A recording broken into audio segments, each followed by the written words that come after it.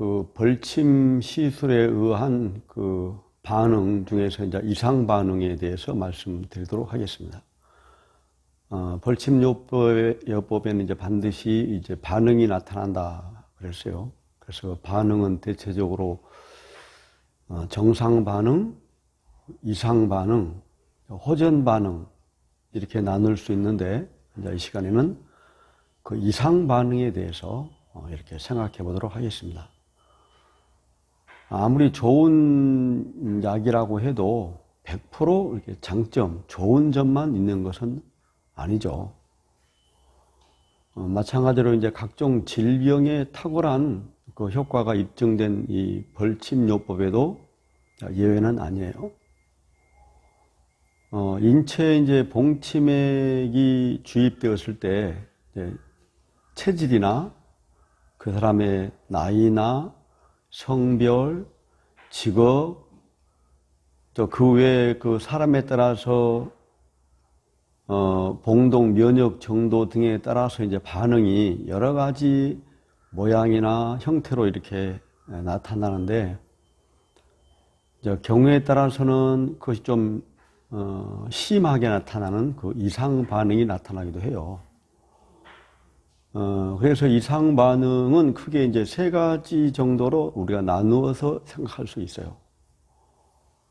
첫째는 이제 그 봉독 알러지 체질이나 봉독에 아주 과민한 특이 체질을 가진 사람은 인체에 이제 봉독이 주입이 되면 즉시 이상 반응, 즉 과민 반응이 일어납니다.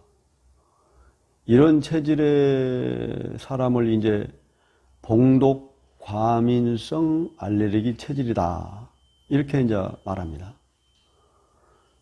또 이제 한 가지는 그 알러지 체질이나 봉독에 대한 과민 체질이 아니지만 그 1차 그 반응이 일어날 때 그 벌침을 맞을 때 일단 신경적 과민 반응을 일으켜서 즉 심리적 어떤 불안으로 인해서 그 이상 반응을 일으키는 경우도 있을 수 있어요.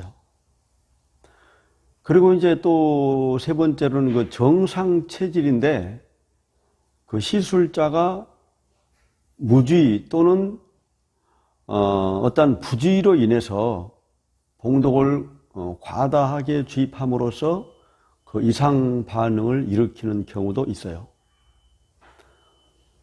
이러한 경우는 이제 그 피시술자의 체질 문제와는 관계가 없이 시술자의 어떤 무지나 부주의에 의해서 나타나는 것이죠. 그래서 이제 봉독에 대한 그 이상 반응의 증상은 이제 주로 두드러기 증상이죠. 그래서 얼굴이나 손, 발, 항문, 경우에 따라서 이제 그 몸 전체에 나기도 합니다. 이렇게 온몸이 또 막 붓고, 몹시 가렵고, 심할 때는 목 안쪽 기도까지 이제 두드러기가 나서 호흡 곤란이 나타날 수도 있는 경우가 생길 수 있죠.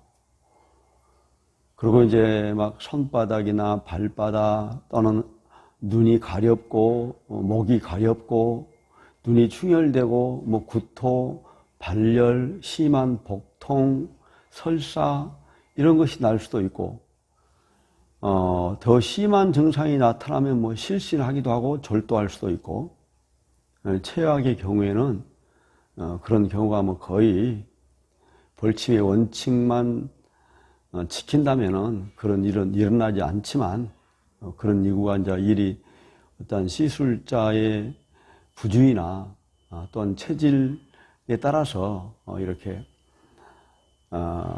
어려움을 당하는 그러한 일이 생길 수도 있죠. 그렇지만 이제 대부분의 일반적 그 이상 반응은 시간이 지나면 없어집니다. 그렇지만 이제 경우에 따라서는 응급 조치를 취해야 하는 그러한 경우도 있을 수 있으므로 이제 벌침요법에 의한 그 이상 반응과 응급처치법을 이렇게 숙지해 두는 것이 꼭 바람직하죠. 이제 과민성 알레르기 체질을 소유한 그 사람의 이상 반응에 대한 것은 이제 차후에 따로 시간을 내서 좀 더 이렇게 자세하게 살펴보도록 하겠습니다. 네, 감사합니다.